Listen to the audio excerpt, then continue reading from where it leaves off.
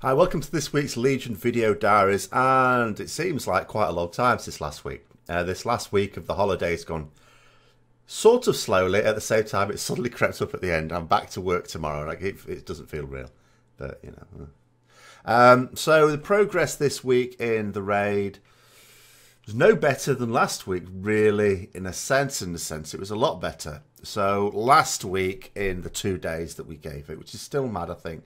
But in the first week, after doing Mythic, Argus, I sort of thought, well, we didn't have, or I didn't think we had the raid to be able to do Mythic Agrimar anyway. So stopping on Coven was okay. But basically, it took the 2 full nights to get up to and including Coven to get those 9 out of 11. This week, we got the 9 out of 11 in the first night. And that was with still quite a lot more wipes than we'd be comfortable with. There was a lot more wipes on Varamathras. There were more wipes on Kingaroth than we're comfortable with, but still not a silly number like the previous week. And Coven actually wasn't too bad, really. So, yeah, we had a full night on Agrimar, and all the Death Knights we needed turned out people using their alts anyway.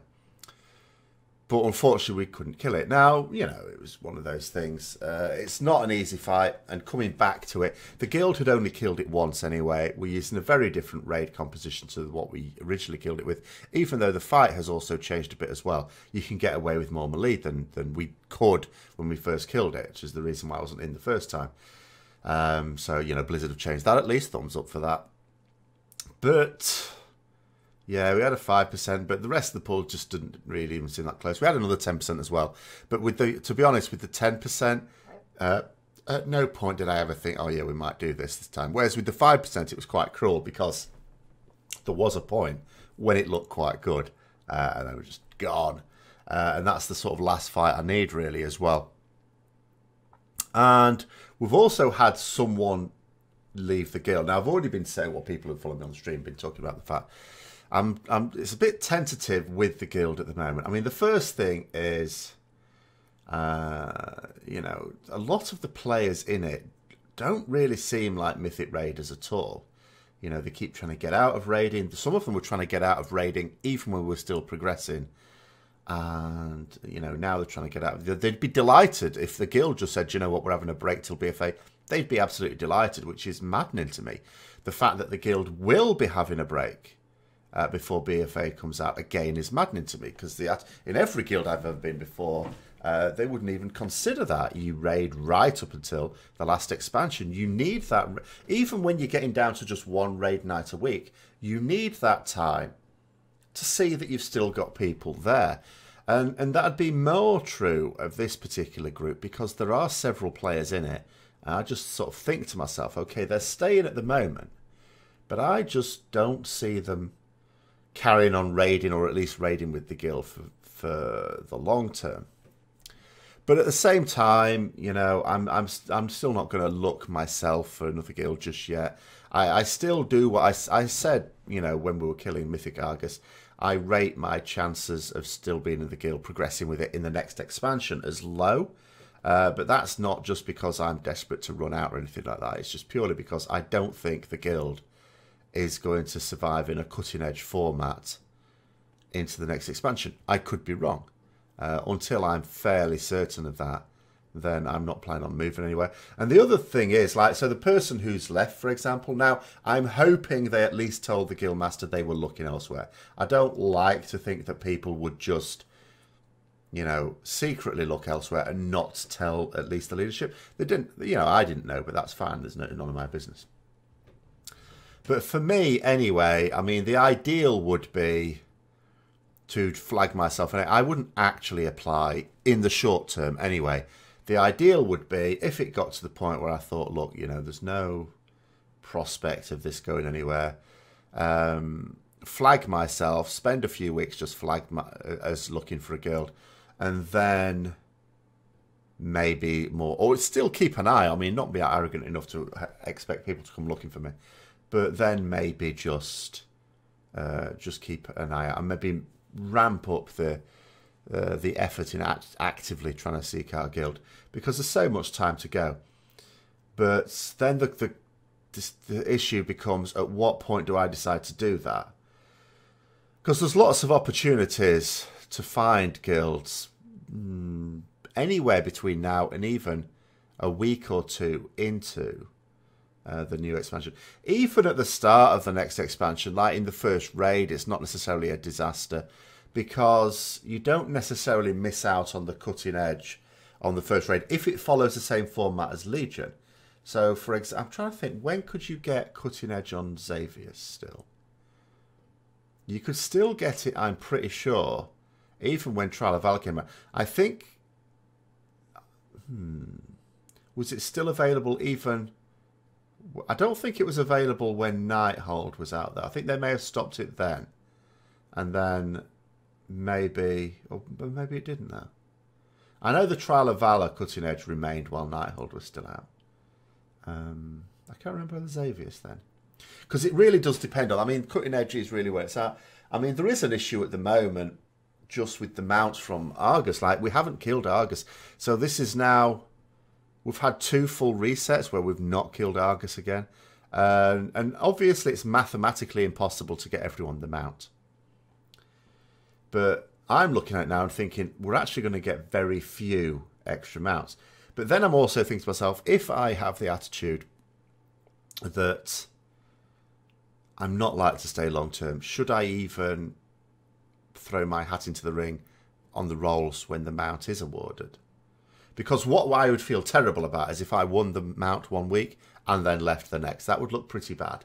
And so, yeah, I might sort of avoid that. Because apart from, I mean, there's 2 things. First of all, I actually do, you know, when...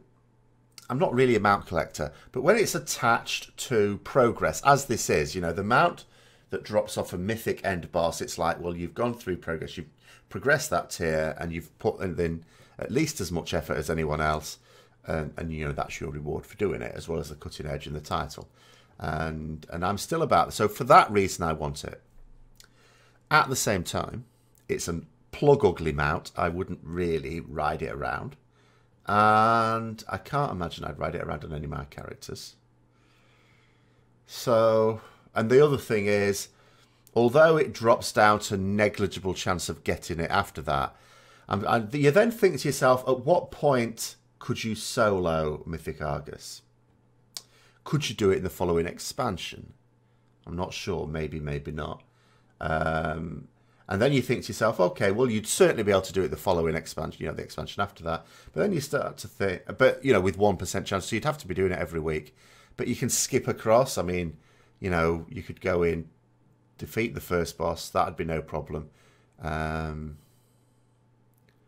then what would it be? I think you can skip then directly to Agrimar, I believe. And then just do Argus.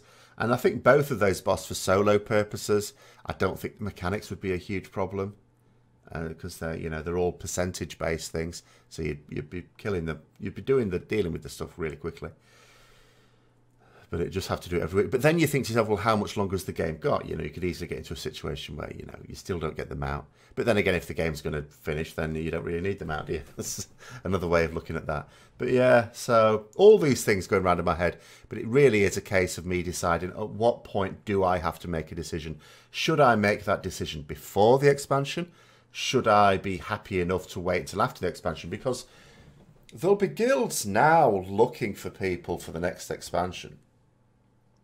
But equally, there's more impetus for them to find someone quickly after the expansion. You know, you do get a point where even the guilds that do raid all the way up to the expansion, when they come back and they start raiding again, you know, there's usually, not always, there's usually the odd player that decides that they quite likes the raiding 1 day a week, but... or sometimes maybe they couldn't even be bothered to do that. But now that it comes to it, they don't really want to go through all that stuff again for another expansion. They decide to call it a day, effectively retire from Mythic raiding, and all of a sudden places open up there. So, you know, it's the point at which it's best time to find it, and it's quite a long window. So it's no immediate concern, but it is the sort of thing I will sort of need to decide for myself. Because apart from anything else, it is better generally, I think, to join a guild, if you're going to join another guild, while it's progressing on while it's farming stuff, that you've also got on farm, because you get to know them in a relatively low intensity setting before you get back to progress stress. So yeah, so that's okay. Now in terms of the alpha, it is ramping up now. They did say at PAX that within a couple of weeks, basically, they gave the impression a couple of weeks, it would be going into what they would call beta, and they'd already said that beta is feature complete. So it almost looked like there wasn't going to be a build this week, but there was. And it introduced no new dungeons or anything yet. But it did introduce more Azerite armor, except in a form where you'd think, well, this is far from complete. So that was a minor concern, I think. Warfronts are being tested on Tuesday. You have to do it on a horde character, but then at the moment with the game, you don't copy your characters anyway, you just create a new one and it's fine. And you still can't get to level cap, which is a strange decision. Because I'm not sure the reason for that, because all the zones are in. I don't know why that would be. And if they didn't want us doing certain types of level cap content, I don't know why they don't just... Well, they just don't put it in anyway. I mean, that's what they've done anyway. You know. And what else have they added? They added the scenarios, of course, the initial scenarios. And so I'm not going to talk about it. I'm not going to spoil stuff. But so they've added, you know, even though they haven't added that much to this build, it's a lot of high impact stuff. So there will be a time when we can do a Warfront, which is next Tuesday. Be after the Azeroth review, so I should be able to do the Azeroth review. And then, if we finish on time, straight into the Warfront. And I'm just hoping that in a build next week, they just add some more dungeons, because it is just getting silly at the moment that we have only got a few dungeons added in. And none at all on heroic mode.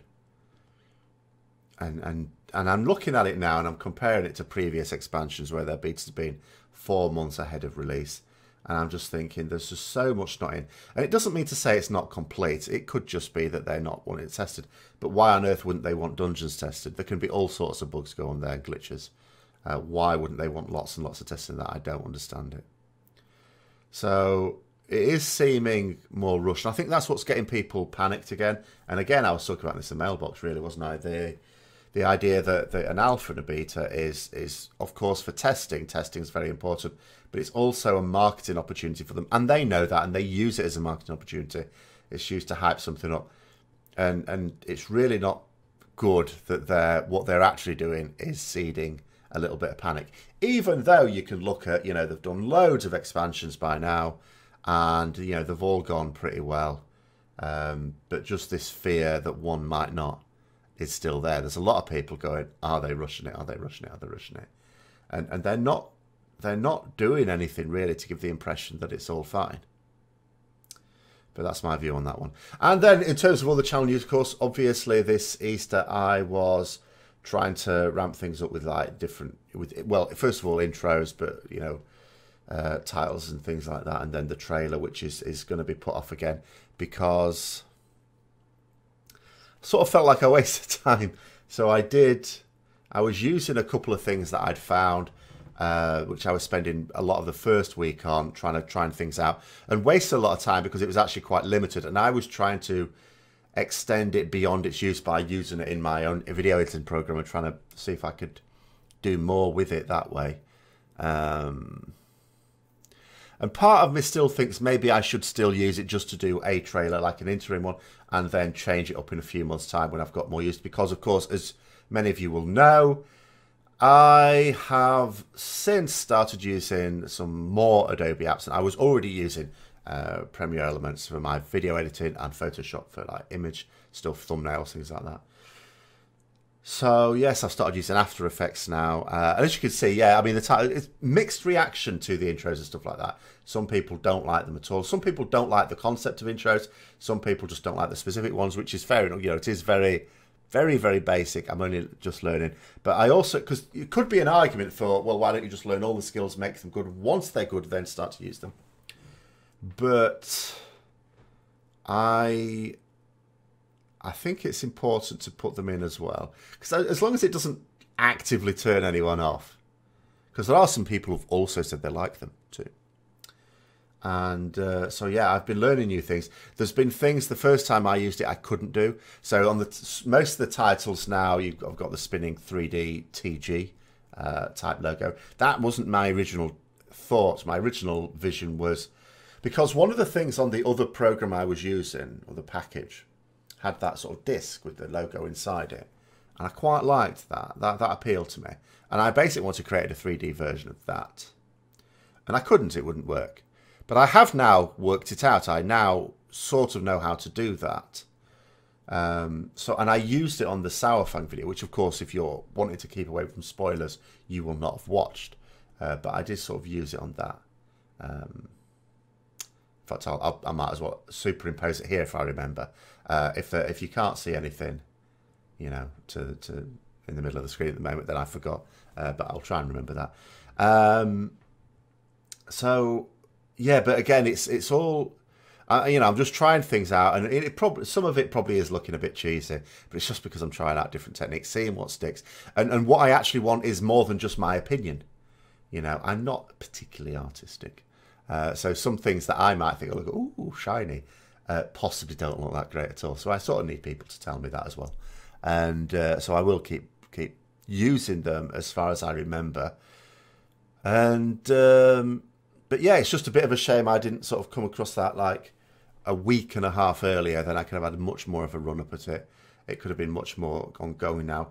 But what I'm going to do is spend, as I've done a little bit today, is each Sunday, because I'm not going to stream on Sundays for a while now, not until my next time off at work. And, you know, I'm going to use some of that time to learn a thing. I'm going to sort of sit down. I'm going to go, okay, think of a special effect and look up tutorials on how to do it. Try and do it. Try and adapt it to my own stuff, and then try and do it from scratch myself. And if I do one of those every week, then we should pretty, you know, by summer be in a position where I can actually do quite a lot of things. Then it'll be the case of just trying to rein it in and making sure I don't use it for the sake of using it. At the same time, there's a lot of these effects that I would like to use on, as particularly the videos that are going to take me the longest to do anyway. You know, I've got a lot of things that I'd quite like to do, because when I think about it, there have been things I've wanted to put into videos for a while that I tried to do with my Premiere Elements, my video editing program, and was not able to do. But with After Effects, I would be able to do. So anyway, any comments about anything at all, put below, of course, and obviously I'll get around to those. Thanks for watching. And I will be streaming on, even though it's not scheduled on Mondays. That's the other thing I've tried to do on Twitch. Put the banner up there that says when my next stream is going to be. I'm hoping I remember to do that every time. And but at the moment it says tomorrow. I'm probably going to be streaming some Elder Scrolls Online just for a change up. And so yeah, just try and do some other games as well. But anyway, thanks for watching. Until next time, I'll see you later.